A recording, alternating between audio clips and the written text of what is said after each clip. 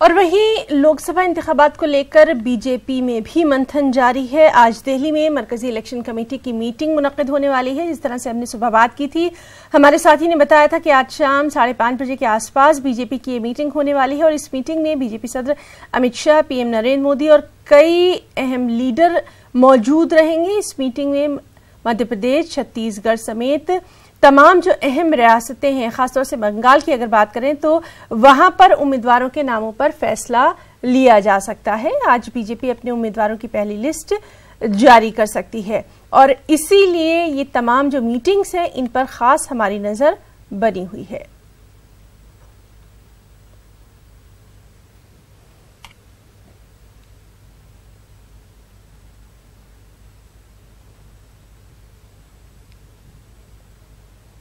तो नाज़रीन, हम आपको बता दें कि एक तरफ जहां कांग्रेस की अहम मीटिंग जो है वो आज खत्म हो गई। सोनिया गांधी की रिहाइशगाह 10 जनपद पर सीसी की ये मीटिंग हुई और इस मीटिंग में कई अहम नामों पर गौर खौस किया गया। तमाम अहम लीडर जो हैं वो इस मीटिंग में मौजूद रहे और बीजेपी की अगर बात करें तो बीजेपी की जो अहम मीटिंग है वो आज शाम होना है, जिसमें बीजेपी सदर अमित शाह, वज़ीर-ए-आज़म नरेंद्र मोदी और कई कदावर लीडर जो हैं वो शिरकत करेंगे। और खासतौर से इस मीटिंग की अगर बात करें बीजेपी वाली तो उसमें मध्य प्रदेश, छत्तीसगढ़ और बंगाल पर खुसूसी तवज्जो दी जाएगी और आगे का जो लाएअमल है, इंतखाबी हिकमत अमली है, वो यहाँ पर तय की जाएगी और उसके बाद उम्मीदवारों के नामों का जो चयन है वो किया जाएगा। तो दोनों अहम मीटिंग पर लगातार हमारी नजर बनी हुई है। चलिए अब दिल्ली का रुख करेंगे जहां मौजूद हैं हमारे साथी अनूप गुप्ता। अनूप, आपसे हम ताजा अपडेट चाहेंगे, क्या कुछ अभी तक की खबरें? देखिए, बता दूं कि 16 तारीख को बीजेपी केंद्रीय चुनाव समिति की पहली बैठक हुई थी, जिसमें बिहार, उत्तराखंड समेत कई पूर्वोत्तर राज्यों के उम्मीदवारों के नामों पर चर्चा हुई थी। हालांकि उस दिन नामों का ऐलान नहीं किया गया था। 18 तारीख को दोबारा केंद्रीय चुनाव समिति की बैठक होनी थी, लेकिन मनोहर पर्रिकर के देहांत के बाद उसको टाल दिया गया। आज फिर 5:30 बजे बैठक होनी है और आज की बैठक में उत्तर प्रदेश और पश्चिम बंगाल समेत 10 राज्यों पर आज मंथन किया जाएगा। प्रधानमंत्री नरेंद्र मोदी और अमित शाह के तरफ से, केंद्रीय चुनाव समिति के सभी सदस्यों के तरफ से। और जो सूत्र बता रहे हैं कि आज जो पहले बार जो चुनाव समिति की बैठक हुई थी और जो आज चुनाव समिति की बैठक होगी, इन सभी को मिलाकर आज सभी नामों का फैसला जो इन दोनों चुनाव समिति की बैठक में हुआ था उन नामों की घोषणा जो है आज कर दी जाएगी। यानी कुल मिलाकर कह सकते हैं कि आज पहली लिस्ट बीजेपी जारी कर सकती है। सूत्र बता रहे हैं कि तकरीबन 200 से ज़्यादा नामों पर सहमति बन चुकी है और इन 200 नामों को आज बीजेपी जारी कर देगी। जी अनूप, आइए अब हम सीधे सुनते हैं कि कांग्रेस के सीनियर लीडर गुलाम नबी आजाद क्या कुछ कह रहे हैं। प्रदेश के वर्कर्स की मीटिंग होगी और उसके 2-4 दिन बाद होली के दूसरे तीसरे दिन वर्कर्स की मीटिंग होगी और उसके बाद हरियाणा का कार्यक्रम सब मिलकर लीडर्स पूरे हरियाणा में घूमेंगे और मुझे पूरा विश्वास है कि पार्लियामेंट में हमें अच्छी सीटें मिलेंगी और विधानसभा इलेक्शंस के लिए भी एक बेस बनेगी, बुनियाद बनेगी। जब मीटिंग होती, वर्किंग कमेटी होती है तो उसमें भी नहीं आते हैं कई लोग, तो हर मीटिंग में 100% उपस्थिति तो होती नहीं है ना। होली से पहले होगी या बाद में होगी? होली से पहले बैठक कर रहे हैं? नहीं, होली के बाद। आम आदमी पार्टी की तरफ से अलायंस की बात कही जा रही है हरियाणा में। देखो, हरियाणा में तो अभी कोई अलायंस की चर्चा हुई नहीं है। बहुत बहुत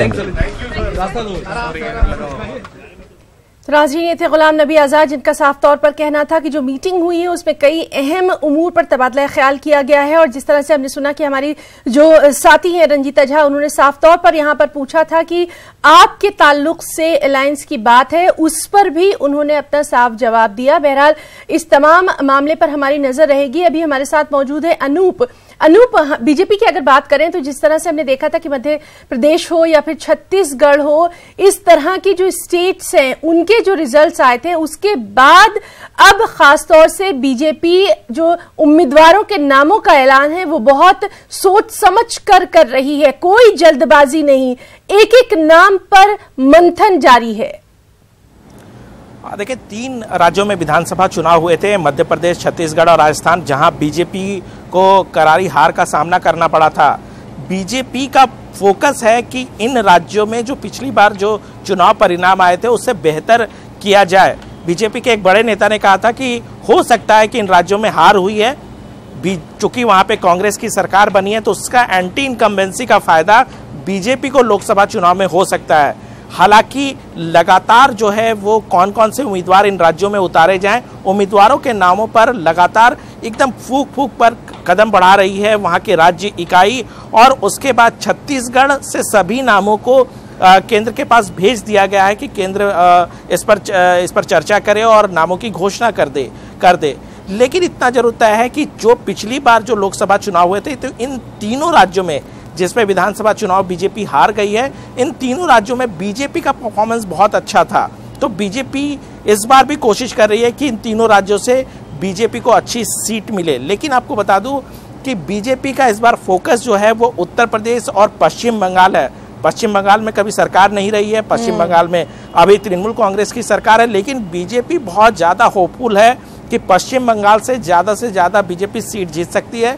और आज की बैठक, जो आज केंद्रीय चुनाव समिति की बैठक होगी, उसमें उत्तर प्रदेश और पश्चिम बंगाल पर चर्चा की जाएगी और ज़्यादातर उम्मीदवारों के नामों की घोषणा आज की बैठक के बाद कर दी जाएगी। जी अनूप, इस पर भी लगातार हम आपसे बातचीत जारी रखेंगे। हमारे साथी रंजीता झा भी जुड़ चुकी है। रंजीता, आपसे इस वक्त का ताजा अपडेट चाहेंगे। मीटिंग खत्म हो गई कांग्रेस की सीसी की और उसके बाद कई अहम बयानात सामने आए, और जिस तरह से हमने देखा कि गुलाम नबी आजाद से भी जब आपने सवाल किया था तो उन्होंने साफ तौर पर किसी भी तरह के अलायंस से इनकार किया।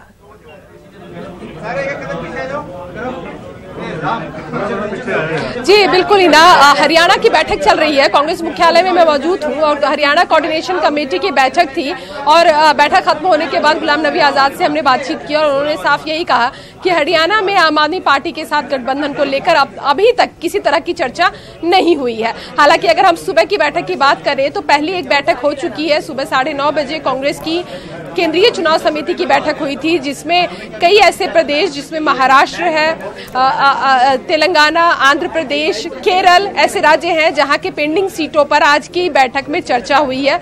बंगाल के राज्य में सीटों को लेकर चर्चा की गई है और कांग्रेस की 5 सूची अब तक हिना जारी हो चुकी है और उम्मीद की जा रही है कि आने वाले समय में जल्द ही कांग्रेस अपनी 6ठी लिस्ट भी जारी करेगी। कांग्रेस इस मामले में कई चीजें ध्यान में रखते हुए अपने उम्मीदवारों की सूची जारी है। कांग्रेस का ये मानना है कि लगातार ये शिकायत हमेशा रहती कि कांग्रेस लास्ट मोमेंट में जो है वो उम्मीदवारों की घोषणा करती है। तो इस बार कांग्रेस ने एक अपनी तैयारी रखी है कि पहले ही उम्मीदवारों की जो घोषणा है वो कर दी है, ताकि उम्मीदवारों के पास ज्यादा से ज्यादा समय हो अपने लिए प्रचार करने के लिए और एक माहौल बनाने के लिए कांग्रेस पार्टी की तरफ से। वहीं दूसरी तरफ अलग अलग राज्यों की अपनी स्क्रीनिंग चल रही है। आज शाम गुजरात की स्क्रीनिंग होगी और स्क्रीनिंग की बैठक में जो बची हुई सीटें हैं गुजरात की, उस पर जो उम्मीदवार होंगे उसकी स्क्रीनिंग के बाद उस लिस्ट को केंद्रीय चुनाव समिति की बैठक में रखा जाएगा। बताया जा रहा है कि अगली जो सीईसी की बैठक होगी वो होली के अगले दिन 22 तारीख को बुलाई गई है सोनिया गांधी के आवास पर। तो अंतिम हम कह सकते हैं कि जितनी भी होल्ड सीटें हैं और जिन सीटों पर अब तक चर्चा नहीं हुई है अलग अलग राज्यों में, बिहार की अब तक कोई भी सीईसी की बैठक नहीं हुई है, यूपी की कई सीटें हैं जो बची हुई हैं, इसके अलावा गुजरात और महाराष्ट्र की भी कई सीटें हैं जिस पर घोषणा नहीं हुई है। तो उन तमाम सीटों पर कांग्रेस जो है वो सीईसी की बैठक के बाद अंतिम फैसला के बाद कांग्रेस अपनी अगली लिस्ट जारी करेगी। जी रंजीता, जिस तरह से आप बता रही हैं कि हरियाणा के ताल्लुक से वहां पर अहम मीटिंग हुई है, वहां पर कांग्रेस का खास फोकस क्या?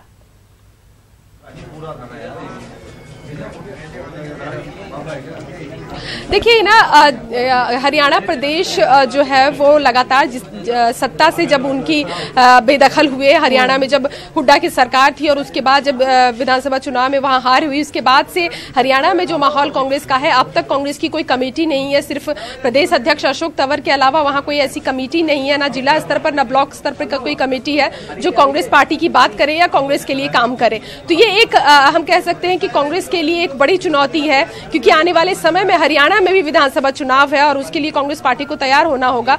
अंदरूनी गुटबाजी बहुत है हरियाणा में, कहीं ना कहीं कोऑर्डिनेशन कमेटी का इंचार्ज भूपिंदर सिंह हुड्डा को बनाना भी इस ओर संकेत करता हुआ कि आज भी भूपिंदर सिंह हुड्डा की पूछ और वक्त उतनी है जितनी की उम्मीद, और जिस पर लगातार दबाव जो हुड्डा खेमे की तरफ से लगातार कहा जाता था। अशोक तंवर और हुड्डा खेमा आपस में लगातार कई बार उनके जो टकराव की जो खबरें हैं वो उजागर होती रही।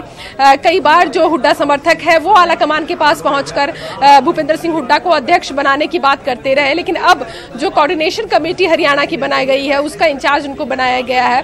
और अब जो पहली चुनौती जो रहेगी हरियाणा की वो ये कि लोकसभा सीटें जो है वो कांग्रेस के खाते में आए, और उसमें अगर बेहतर प्रदर्शन रहा तो फिर विधानसभा चुनाव के लिए कांग्रेस एक बड़ी तैयारी करेगी। गुलाम नबी आजाद को अब दिया गया है हरियाणा का प्रभार, और आज की बैठक में ये चर्चा भी किया गया कि जिसकी बात कल जब गुलाम नबी आजाद ने प्रेस वार्ता की थी तो उन्होंने कहा था कि बस से हरियाणा के जो बड़े नेता हैं वो यात्रा करेंगे, और जो आपसी गुटबाजी या नाराजगी की बात कही जा रही है वो कोशिश की जाएगी कि इस बस की यात्रा से दूर की जाए। कहना बहुत आसान है लेकिन हरियाणा में ये करना बहुत मुश्किल है हिना, क्योंकि कांग्रेस पार्टी ने कई नेताओं को प्रभार दिया हरियाणा का। इससे पहले कमलनाथ जो मध्य प्रदेश के सीएम है उनको भी हरियाणा का प्रभार दिया गया था, हालांकि काफी कम समय के लिए वो हरियाणा के प्रभारी रहे। लेकिन हरियाणा में चुनौती यही है कि गुटबाजी जो है, अंदरूनी गुटबाजी, वो खत्म करना कांग्रेस पार्टी के किसी भी नेता के लिए बहुत आसान सबब होगा। जी अनूप, आपके पास आना चाहेंगे और आपसे जानना चाहेंगे, जिस तरह से लगातार हम देख रहे हैं कि अब बस इलेक्शन जो है वो हमारे सामने ही खड़े हैं, तो यानी अब बीजेपी की भी पूरी कोशिश ये होगी कि लिस्ट बहुत जल्दी फाइनलाइज कर दी जाए, और साथ ही साथ अब पूरी तरह से जो इंतखाबी मुहिम है, जो इलेक्शन कैंपेन है, उसमें जुट तमाम जो लोग हैं वो उसमें तन मन धन से लग जाएंगे। तो इन तमाम चीजों को देखते हुए क्या आज रात लिस्ट आने की उम्मीद? नहीं, बिल्कुल। देखिए, जिस तरह से पहले केंद्रीय चुनाव समिति की बैठक हुई थी उस वक्त में किसी वजहों से लिस्ट नहीं जारी की गई, और उस समय वक्त भी कहा गया था जब दूसरी बार केंद्रीय चुनाव समिति की बैठक होगी तो उस वक्त में जो चर्चाएं की गई है, जिनके नाम पर सहमति है, उस सूची को जारी कर दिया जाएगा। तो संभावना जताई जा रही है कि आज केंद्रीय चुनाव समिति के बीच में या केंद्रीय चुनाव समिति के खत्म होने के बाद जो पूरे पहले केंद्रीय चुनाव समिति और दूसरे चुनाव समिति में जो चर्चा की गई है, जिन नामों पर सहमति है, उन नामों के लिस्ट को आज जारी कर दी जाएगी। जहां तक कैंपेन की आप बात करें तो वाकई कैंपेन के लिए लगातार बीजेपी की कैंपेन कमेटी की बैठक चल रही है, और एक बहुत ही बड़ा प्रोग्राम बीजेपी की तरफ से बनाया जा रहा है। जो सूत्र बता रहे हैं कि 28 तारीख से औपचारिक तौर से प्रधानमंत्री नरेंद्र मोदी अपना चुनावी कैंपेन की शुरुआत करने जा रहे हैं। उत्तराखंड से वो शुरुआत करेंगे अपनी चुनावी कैंपेन को, और उसके अलावा सभी केंद्रीय मंत्रियों को जिम्मेवारी दी जाएगी राज्य के तौर पर कि आप इन राज्यों में चुनाव प्रक्रिया में कैंपेन का हिस्सा बनेंगे, वहाँ का कमान आप संभालेंगे। तो एक बड़ा खाका बीजेपी की तरफ से तैयार किया जा रहा है। चूंकि बीजेपी के पास चुनौती बहुत ज़्यादा है, बीजेपी चाहती है कि दोबारा फिर से नरेंद्र मोदी प्रधानमंत्री बने, ऐसे में किसी तरह की कोई कमी ना हो जाए, और यही वजह है कि लगातार मंथन के बाद जो चाहे वो कैंडिडेट लिस्ट का मामला हो या फिर कैंपेन को फाइनलाइज करने का मामला हो, इन सभी चीज़ों को आखिरी जो है फैसला करने जा रही है। जी, तो बहरहाल आप दोनों का, रंजीता झा आपका और अनूप आपका, दोनों का बहुत बहुत शुक्रिया हमारे नाजरीन तक तमाम तर अपडेट देने के लिए, और लगातार जो अहम मीटिंग है उस पर भी हमारी नजर बनी हुई है। फिलहाल इस पेशकश में इतना ही। आदाब।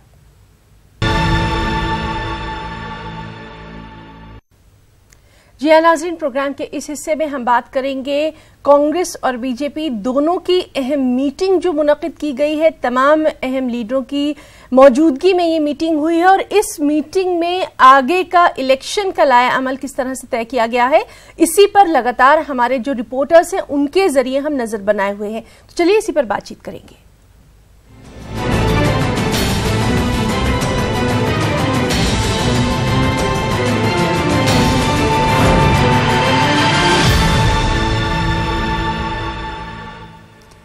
पहले बात करेंगे कांग्रेस की। दिल्ली में कांग्रेस की सीईसी की मीटिंग खत्म हो गई। मीटिंग सोनिया गांधी की रिहाइशगाह पर मुनक़िद की गई थी। कांग्रेस लोकसभा इंतखाबात के लिए 136 उम्मीदवारों के नाम का ऐलान कर चुकी है, और बाकी नामों के लिए ही इस मीटिंग का इनेकाद किया गया था।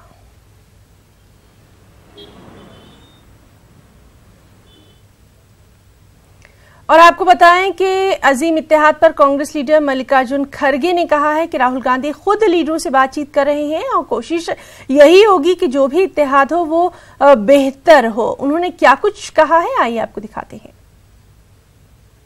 जिम्मेदार नहीं है, कांग्रेस जितना ईल्ड होना चाहिए उतना हो रही है। अभी भी हमारी कोशिश चल रही है।